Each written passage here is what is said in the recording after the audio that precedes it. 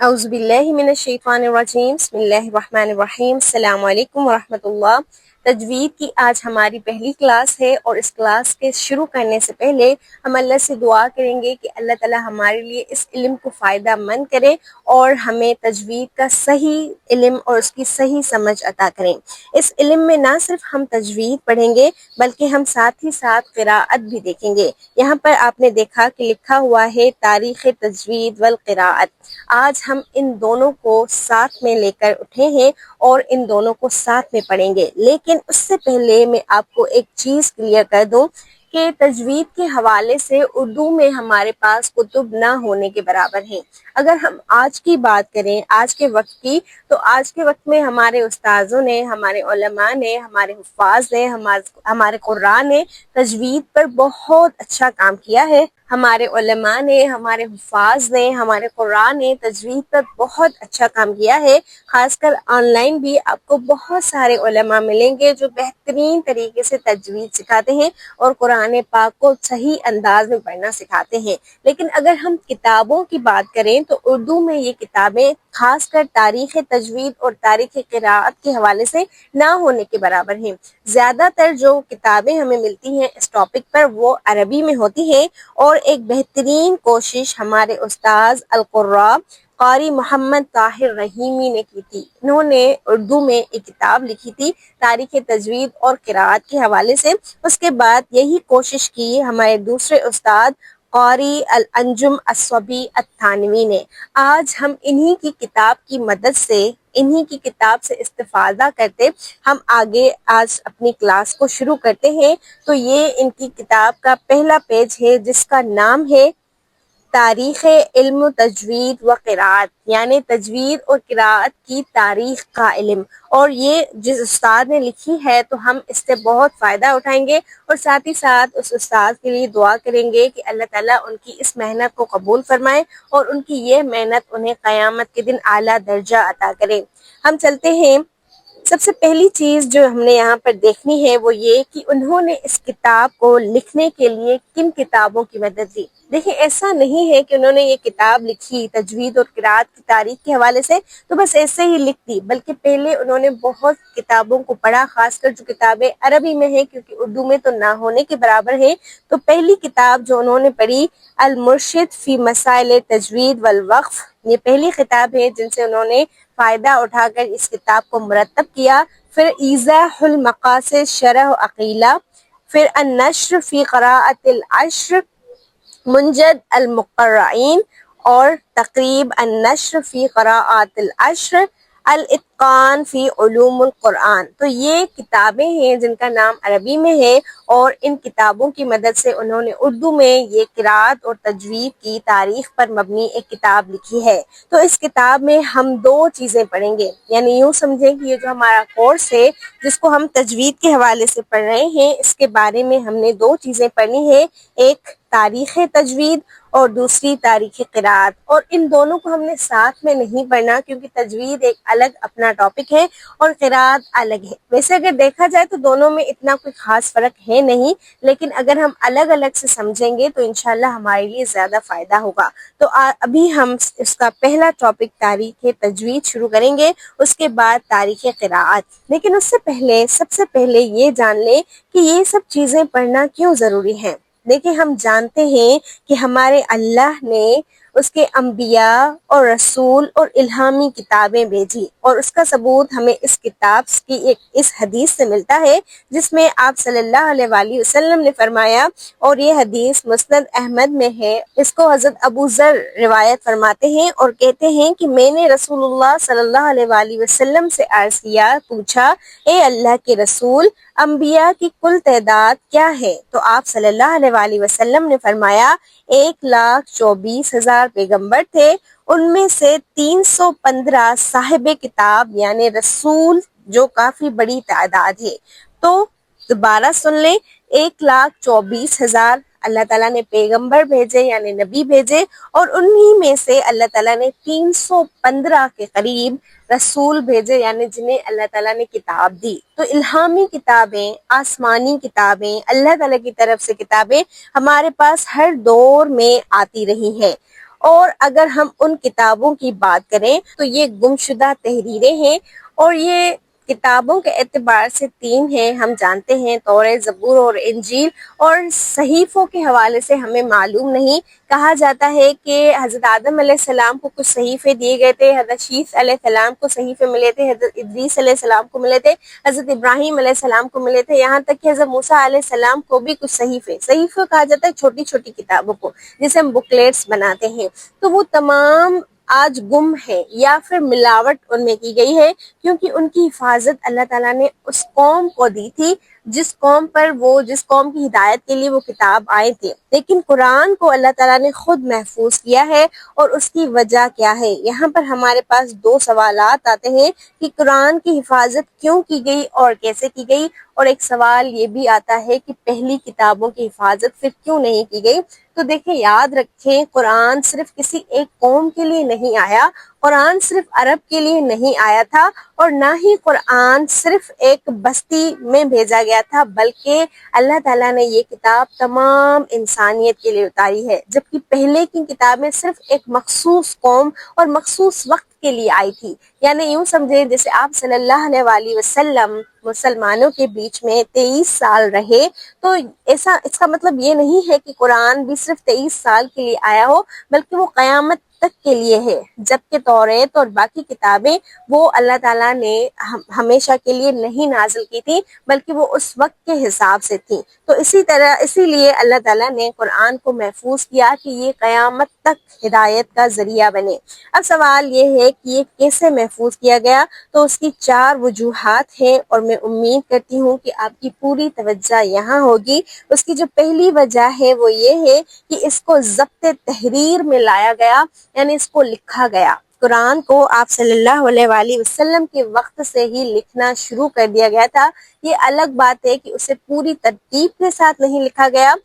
زیادہ تر لوگ حفظ کیا کرتے تھے، جیسے یہ آخری پوائنٹ ہے، اس کو اگر سمجھیں کہ قرآن کی حفاظت بذریعہ حفظ ہوئی تھی، زیادہ تر قرآن حفظ کے ذریعے محفوظ ہوا تھا، لیکن کچھ لوگ اس کو لکھا بھی کرتے تھے۔ کاغذ اور قلم کا اتنا دور نہیں تھا، تو کاغذ کم ہی ہوتے تھے، تو کچھ کاغذ پر پیجز پر لکھ لیا کرتے تھے، کچھ اونٹوں پر لکھ لیا کرتے تھے، کچھ پتھروں پر لکھ لیا کرتے تھے، کچھ لکڑیوں پر لکھ لیا کرتے تھے، یعنی ان کے پاس جو بھی پاک چیز دستیاب ہوتی تھی، کچھ کھالوں پر لکھ لیا کرتے تھے۔ تو جو بھی ان کے پاس پاک چیز دستیاب ہوتی، وہ ان پاک چیزوں پر اللہ کی کتاب کو لکھ کر محفوظ کر لیا کرتے تھے، اور پھر زیادہ تر حفظ کیا کرتے تھے۔ اس کے بعد اس قرآن کی ادائیگی اور اس کے جو تمام قرآنی الفاظ ہیں، کلمات ہیں، ان سب کو بھی محفوظ کیا گیا۔ وہ کلمات کون کون سے ہیں، ان کو ادا کیسے کرنا ہے، ان کو زبان سے کیسے بولنا ہے، یہ تمام چیزیں اللہ تعالیٰ نے صحابہ اور پھر صحابہ کے شاگرد اور پھر ان کے شاگرد، یہاں تک کہ آہستہ آہستہ یہ تمام چیزیں الحمدللہ اللہ تعالیٰ نے ہم تک پہنچائی ہے۔ یعنی یوں سمجھیں کہ تجوید اور قرات انہی چیزوں کا نام ہے کہ ہم قرآن کی ادائیگی، ان کے الفاظ کی ادائیگی کیسے کریں اور ان کی حفاظت کیسے کریں، کیسے ہم ان کو درست طریقے سے پڑھیں۔ آج ہم یہی سیکھیں گے۔ جو علم قرآن کے حوالے سے اللہ تعالیٰ نے صحابہ کے وقت سے، آپ صلی اللہ علیہ وآلہ وسلم کے وقت سے محفوظ رکھا، وہی علم آج ہم تک ٹرانسفر ہو رہا ہے، اور انشاءاللہ ہماری یہی کوشش ہوگی کہ یہی علم ہم اپنی نسلوں تک پہنچائیں، کیونکہ قرآن محفوظ ہے تا قیامت، اور اس کو ہم نے ہی لے کر چلنا ہے۔ تو اب سمجھ میں آ گیا کہ قرآن کی حفاظت کیوں کی گئی اور کیسے کی گئی۔ اب ہم فضائل قرآن پر کچھ بات کرتے ہیں۔ ویسے اگر قرآن کی فضیلت پر بات کی جائے تو 2-3 منٹ تو ہمارے لیے بہت کم ہے، بہت کم، کیونکہ قرآن کی فضیلت خود قرآن سے ہمیں ملتی ہے، آپ صلی اللہ علیہ وآلہ وسلم کی سنتوں سے ملتی ہے، صحابہ کے ڈھیروں اقوال ہیں جو ہمیں قرآن کی فضیلت پر ملتے ہیں۔ لیکن جیسے کہ ہمارا آج کا یہ ٹاپک نہیں ہے، اس لیے ہم مختصراً دیکھتے ہیں کہ قرآن کی فضیلت کیا ہے۔ تو اللہ تعالیٰ نے سورہ زمر میں اس کتاب کو احسن الحدیث کہا ہے، یعنی بہترین کلام، سب سے پیاری بات۔ اور اللہ تعالیٰ نے سورہ اسراء میں کہا ہے شفاء و رحمت، اور یہ کتاب شفا بھی ہے اور رحمت بھی ہے۔ یہ دلوں کی بیماری کے لیے شفا ہے، منافقت کے لیے شفا ہے، کفر کے لیے شفا ہے، اسی طرح اور بھی جو حسد ہوتا ہے یا اور بھی دلوں کی بیماریاں ہوتی ہیں، یہ قرآن اس کے لیے شفا اور ساتھ ہی ساتھ باعث رحمت ہے۔ اور اللہ تعالیٰ نے سورہ بقرہ کی دوسری آیت میں کہا ہے ہدی للمتقین، یہ کتاب متقین کے لیے ہدایت ہے، جو اللہ تعالیٰ کے سامنے کھڑے ہونے سے ڈرتے ہیں ان کے لیے یہ کتاب ہدایت ہے۔ اور آپ صلی اللہ علیہ وآلہ وسلم نے اس کتاب کے بارے میں فرمایا خیرکم من تعلم القرآن وعلمہ، تم میں سے بہترین وہ ہے جو اس قرآن کو سیکھے اور سکھائے۔ اور یہ حدیث بخاری میں ہے، تو یعنی تھوڑا آپ اگر محسوس کریں تو ہم میں بہترین وہ ہے جو اللہ تعالیٰ کی کتاب کو سیکھے۔ آپ دیکھیں دنیا کتنی بڑی ہے، کتنی بڑی، اور اس میں کتنے سارے کام ہیں، ڈھیروں کام ہے کرنے کو، لیکن بہتر وہ ہے جو اللہ کی کتاب کو خود بھی سیکھے اور آگے بھی سکھائے۔ اس کے بعد اللہ تعالیٰ نے سورہ مائدہ میں اپنی کتاب کے لیے کہا ہے نور و کتاب مبین، یہ کتاب نور بھی ہے اور واضح کتاب بھی ہے۔ تو اللہ تعالیٰ ہمیں اس کتاب، اس بہترین کلام کو صحیح سے پڑھنے، صحیح سے سمجھنے، اس سے شفا اور رحمت حاصل کرنے اور اس سے ہدایت حاصل کرنے کی طاقت دیں کہ ہم اپنا وقت صرف کر کے اللہ تعالیٰ کی اس کتاب سے زیادہ فائدہ حاصل کر سکیں۔ اب ہم دیکھتے ہیں کہ قرآن کو ہم نے معنی کے بغیر پڑھنا ہے یا معنی کے بغیر حفظ کرنا ہے، یا خالی معنی سیکھنا بھی ضروری ہے، یا خالی ایسے ہی پڑھ سکتے ہیں، کیونکہ آپ کو پتہ ہے کہ تجوید اصل میں نام ہے قرآن کو بغیر معنی کے سمجھنے کا۔ اور آج اگر ہم پاکستان کی بات کریں تو پاکستان میں زیادہ تر 50% سے زیادہ، یا یوں سمجھے آپ، یہ بھی کہنا غلط نہیں ہوگا کہ 80% سے زیادہ لوگ ایسے رہتے ہیں جو صرف قرآن پاک کو پڑھنا جانتے ہیں، اور ہمارے جو آباء و اجداد تھے زیادہ تر وہ بھی قرآن کو پڑھنا جانتے تھے، اس کو سمجھنا نہیں جانتے تھے۔ تو یہاں پر ایک سوال پیدا ہوتا ہے کہ کیا قرآن کو بغیر معنی کے ساتھ پڑھنا یا حفظ کرنا بہتر ہے، درست ہے، یا ہمیں اس کے بارے میں اس کو سمجھنا بھی ضروری ہے؟ تو یہاں پر ہمارے پاس دو احادیث موجود ہیں۔ ایک حدیث حضرت عبداللہ ابن مسعود سے روایت ہے اور دوسری حدیث حضرت جابر سے مروی ہے۔ فرماتے ہیں کہ آپ صلی اللہ علیہ وآلہ وسلم نے فرمایا کہ جس نے کتاب اللہ کا ایک حرف پڑھا، یعنی جس نے اللہ تعالیٰ کی کتاب کا صرف ایک حرف پڑھا، اسے اس لفظ کے عوض ایک نیکی ملے گی، اور ایک نیکی 10 نیکیوں کے برابر ہے۔ ٹھیک ہے، اگر میں اللہ تعالیٰ کی کتاب کا ایک لفظ پڑھتی ہوں، مثلا میں الحمد پڑھتی ہوں، تو مجھے اس کی ایک نیکی ملے گی، اور یہ ایک نیکی 10 کے برابر ہوگی۔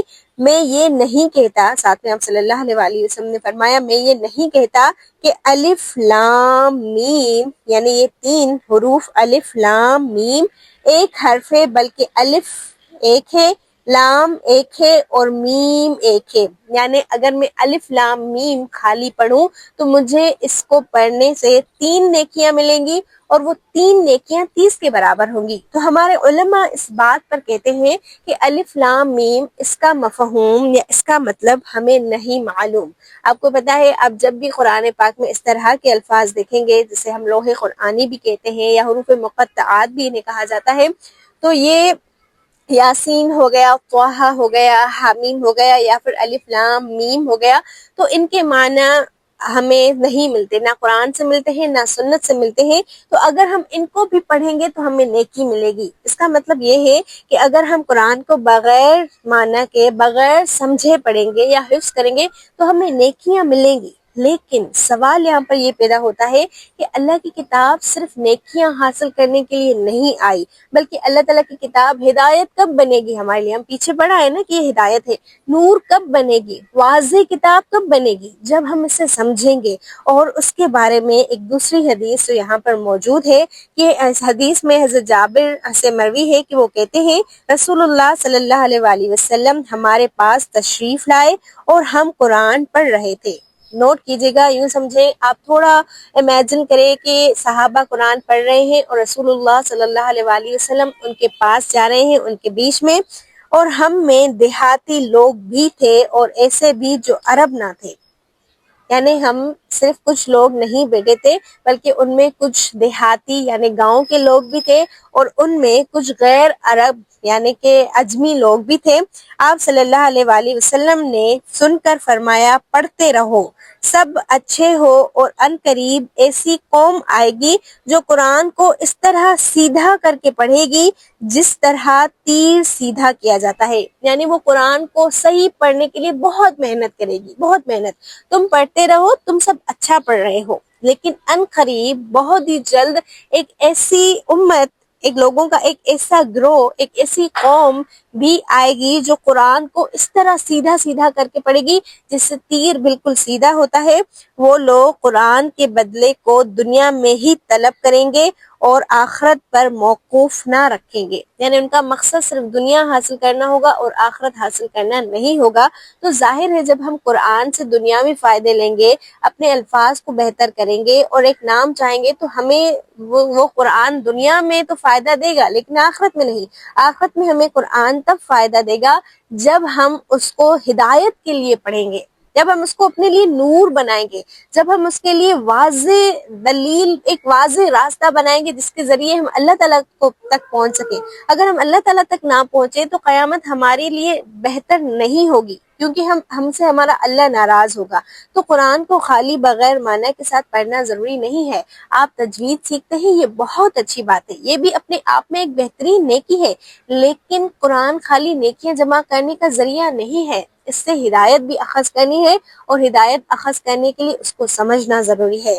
اب ہم چلتے ہیں اپنی کلاس کی آغاز کی طرف. شروع میں ہم نے بس تمہید بانی یا کچھ بنیادی باتیں کی, لیکن اہم جو ہمارا ٹاپک ہے وہ ہے اہمیت تجوید, یعنی تجوید کی اہمیت کیا ہے, اور یہ بھی ہم سنت سے ہی سیکھیں گے. ہم اپنے حساب سے نہیں بتائیں گے کہ تجوید کی اہمیت کیا ہے, کیونکہ وہ اگر صحابہ سے پتہ چلے یا آپ صلی اللہ علیہ وآلہ وسلم سے پتہ چلے تو وہ ایک الگ چیز ہوتی ہے. تو ہم یہاں پر دیکھتے ہیں کہ آن حضرت یعنی کہ آپ صلی اللہ علیہ وآلہ وسلم نے جس طرح, جس طرز اور ادا پر قرآن پڑھ کر صحابہ کرام کو بتلایا وہ صحیح, کامل ترین اور سب سے زیادہ معتبر ہے.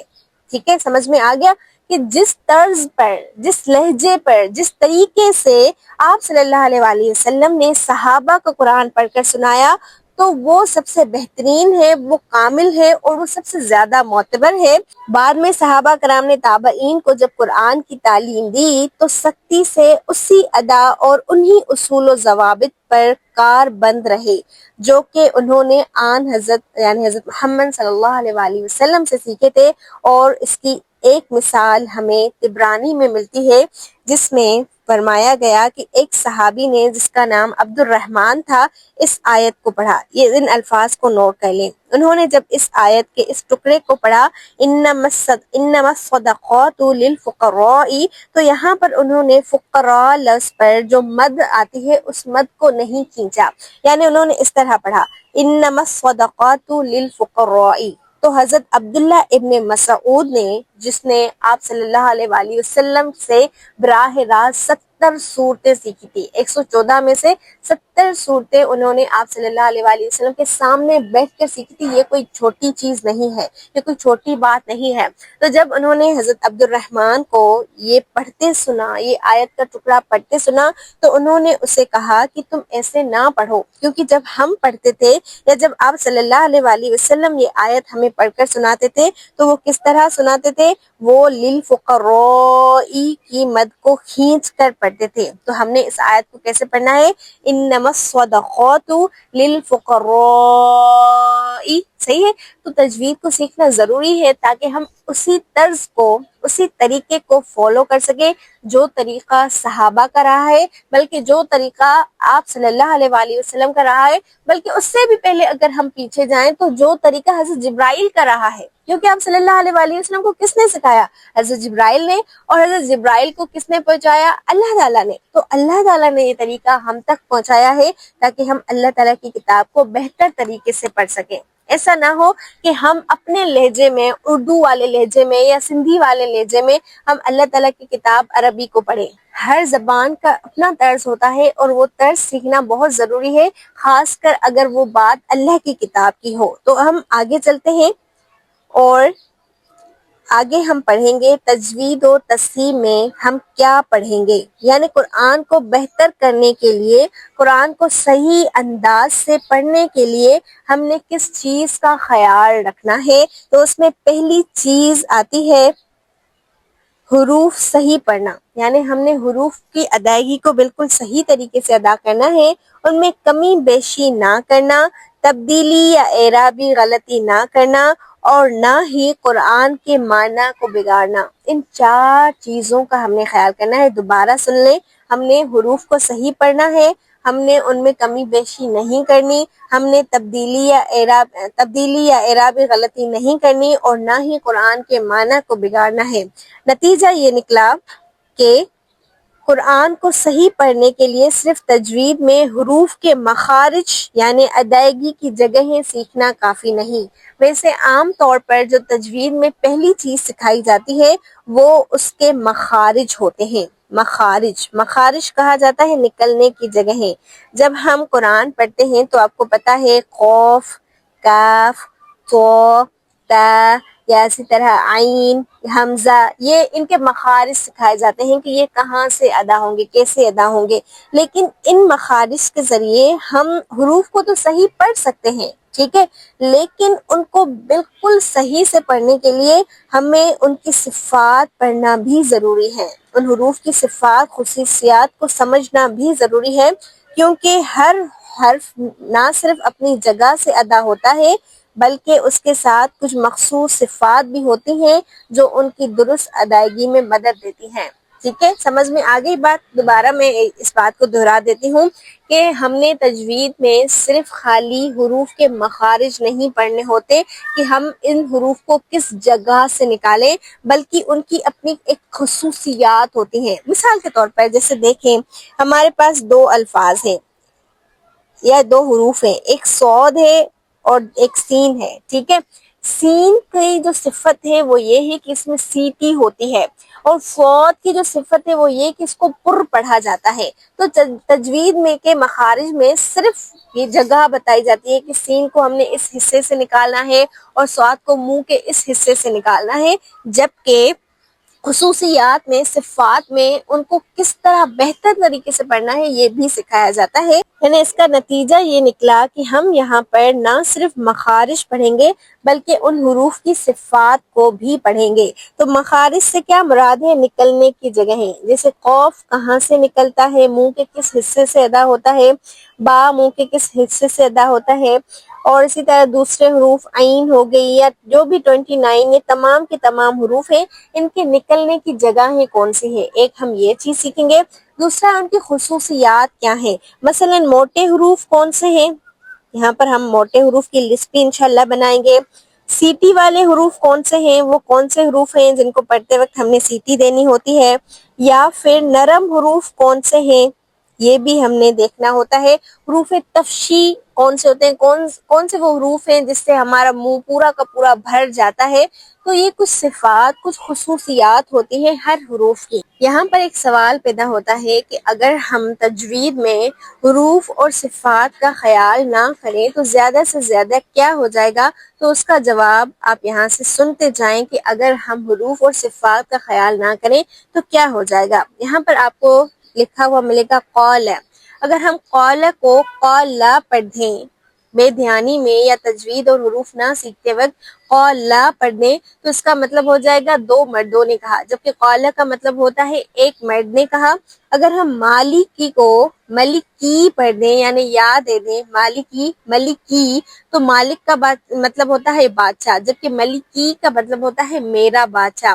اگر ہم قیلہ کو قیلہ پڑھ دیں تو قیلہ کا مطلب ہوتا ہے اس ایک مرد نے کہا اور ان 2 مردوں سے کہا گیا، تو قیلہ اس ایک مرد سے کہا اور قیلہ ان 2 مردوں سے کہا۔ اسی طرح اگر آپ یہاں پر آئیں، اگر ہم حروف مدہ کو گرا کر پڑھیں گے تو کیا ہو جائے گا؟ قالا سے قالا پڑھ دیں گے، یعنی معنی میں فرق۔ فرقنا کو ہم فرقنا پڑھیں گے تو یہ بھی معنی میں فرق، اور اگر ہم اغرقنا کو کوئی اور، یا اغرقنا کو اغرقنا پڑھ دیں گے، یا ادعو کو ادعو پڑھ دیں گے، تو یہ باقاعدہ طور پر معنی میں فرق آ جائے گا۔ اسی طرح اگر ہم حرکات اور سکنات کو درست طریقے سے نہ پڑھیں، جیسے انعمت کو انعمتو پڑھیں، تو اس کا ترجمہ یہ ہوگا انعمت تو نے انعام کیا، اور انعمتو میں نے انعام کیا۔ اسی طرح اگر ہم نزلنا کو نزلنا پڑھیں تو نزلنا کا مطلب ہے ہم نے نازل کیا، جبکہ نزلنا کا مطلب ہے اس نے ہم کو نازل کیا، صحیح ہے؟ تو یہ بہت معنی میں بہت گہرا فرق ہے اگر ہم سمجھیں۔ اگر ہم خلقنا کو خلقنا پڑھیں، یعنی کہ قاف کی جزم کو ہم زبر میں تبدیل کر دیں، تو اس کا مطلب ہوگا ہم نے پیدا کیا اور اس نے ہمیں پیدا کیا۔ بہت کتنا فرق ہے، ہم نے پیدا کیا خلقنا، اور خلقنا اس نے ہمیں پیدا کیا۔ تو یوں معنی میں غلطیاں ہو جائیں گی، اور یہ کوئی چھوٹی غلطیاں نہیں ہیں، بلکہ یہ بڑی غلطیاں ہیں جنہیں عربی زبان میں لحن جلی کہا جاتا ہے۔ تو تجوید کے ذریعے ہم لحن جلی یعنی بڑی غلطیوں سے بچتے ہیں، اور بڑی غلطیوں کی یہاں پر کچھ مثالیں میں آپ کو دیتی ہوں جو قرآن سے ہی لی گئی ہیں۔ اگر ہم العالمین کو العاملین پڑھ دیں تو معنی آپ کے سامنے لکھے ہوئے ہیں کہ کیا ہو جائے گا۔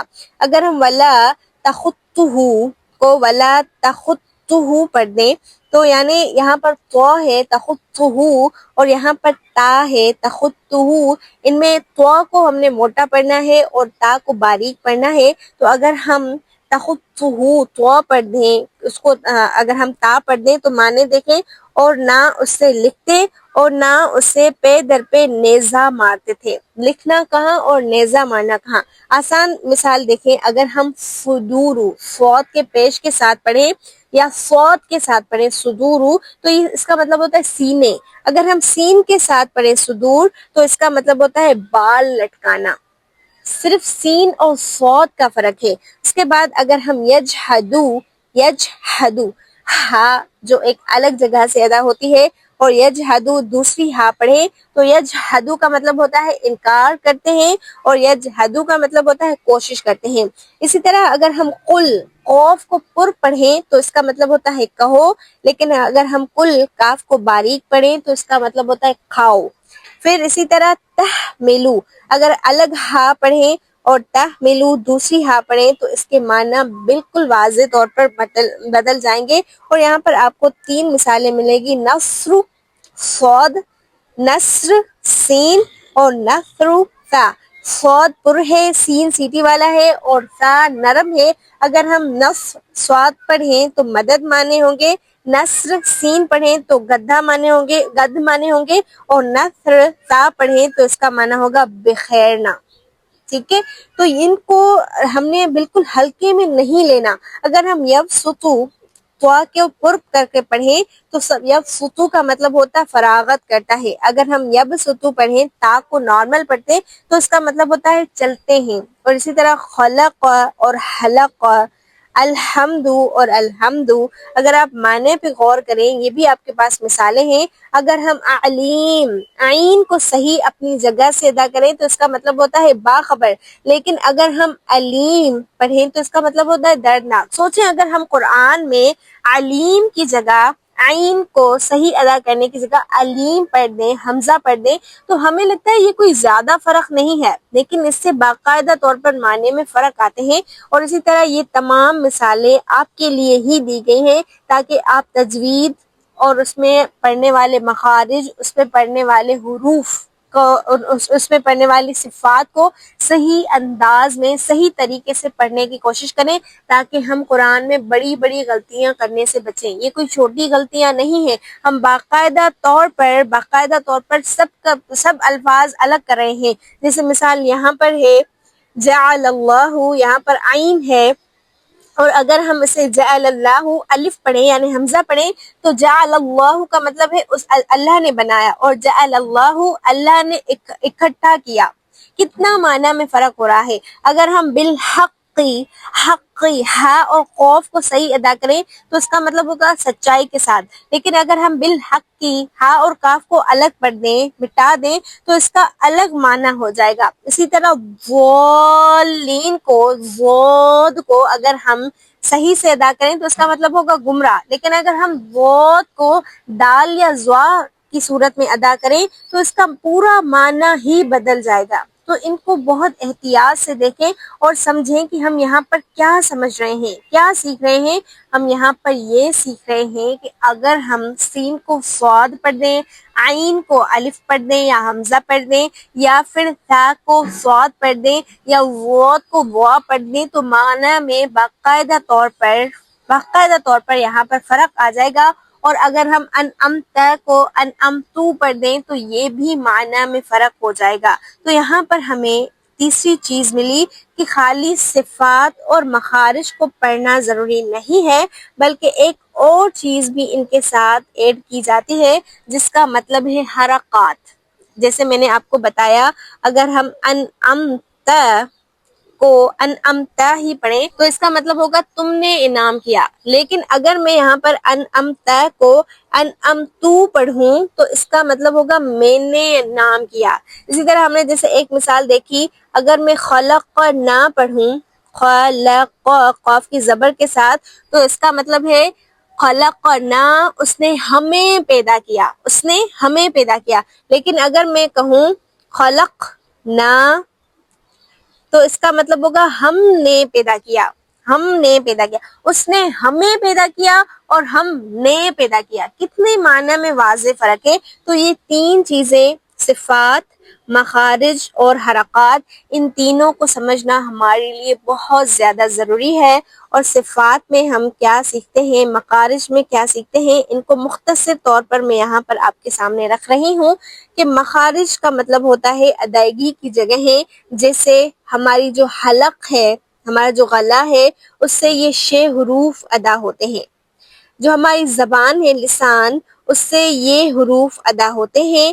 جو ہمارے ہونٹ ہے، شفتان، دونوں ہونٹوں کو کہا جاتا ہے، اس سے یہ حروف ادا ہوتے ہیں۔ خیشوم، یہ ناک کے بھانسے کو کہتے ہیں، اس سے یہ حروف ادا ہوتے ہیں۔ تو اگر ہم حلق کی جگہ سے حروف زبان کی جگہ سے ادا کر دیں، یا ہونٹوں کی جگہ سے حروف زبان سے ادا کر دیں، یا ناک سے ہم کوئی حروف ہی ادا نہ کریں، تو یہ معنی میں واضح فرق ہو جائے گا۔ جیسے ہم احد میں یہاں پر اس ہا کی جگہ یہ ہا پڑھ دیں، تو یہ بت میں یہاں پر تا کی جگہ یہ تا پڑھ دیں، یا فی کی جگہ ہم یہاں پر کچھ اور طرح سے پڑھ دیں، یا من یعمل پر یہاں پر ہم غنہ نہ کریں بلکہ من یعمل پڑھیں، تو یہ معنی میں واضح فرق ہے، ٹھیک ہے۔ تو اس لیے ہم نے مخارج بھی سیکھنے ہیں۔ اب ہم نے صفات بھی سیکھنی ہے۔ صفات میں کیا ہوتا ہے؟ صفات یہ ہوتا ہے کہ کچھ حروف ہلکی آواز میں پڑھے جاتے ہیں، یعنی ان میں صفت ہمس ہوتی ہے۔ کچھ حروف مضبوط آواز میں، پختہ آواز میں پڑھے جاتے ہیں، جنہیں صفت جہر کہا جاتا ہے۔ کچھ بھاری حروف ہوتے ہیں جیسے موٹے حروف، کچھ ہلکے حروف ہوتے ہیں۔ اگر ہم موٹے حروف کو ہلکا، ہلکے حروف کو موٹا پڑھ دیں تو یہ ہم حروف میں تبدیلی کر دیں گے اور معنی میں فرق آ جائے گا۔ اس کے بعد حرکات جیسے کہ آپ کو پتا ہے کہ یہاں حرکات زیر، زبر، پیش اور مد اور جزم کو کہا جاتا ہے، اور حرکات کا مٹانا، ان کو چینج کرنا، ان کو تبدیل کرنا خود سے ایک بڑا گناہ ہے۔ تو اگر ہم ان تینوں چیزوں کا خیال نہیں کریں گے، یعنی کہ مخارج کا، صفات کا اور حرکات کا، تو ہم قرآن پاک کو صحیح کبھی بھی نہیں پڑھ سکیں گے۔ ہمارا مقصد کیا ہے؟ ہمارا مقصد ہے ان تمام علوم کو سیکھنا۔ اور یہ کون سے علوم ہیں؟ مخارج، صفات اور حرکات، تاکہ ہم اللہ کے کلام کو پڑھتے ہوئے چھوٹی اور بڑی غلطیوں سے بچ سکیں اور اللہ کی کتاب میں معنی کی غلطی کرنے سے خود کو بچائیں، تاکہ ہم چھوٹی بڑی تمام غلطیوں سے بچیں اور اللہ کی کتاب کو تبدیل نہ کریں، اللہ کے الفاظ کو تبدیل نہ کریں۔ اللہ تعالیٰ سے دعا ہے اللہ تعالیٰ ہمیں ایسے ہی جوڑے رکھیں، اور اللہ تعالیٰ ہمارے فہم اور سمجھ میں اضافہ کریں، اور ہمیں صحیح طرح سے تجوید میں پڑھے جانے والے مخارج، ان کی صفات اور ان میں پڑھی جانے والی حرکات کو صحیح سے پڑھنے کی توفیق دیں۔ آمین۔ السلام علیکم۔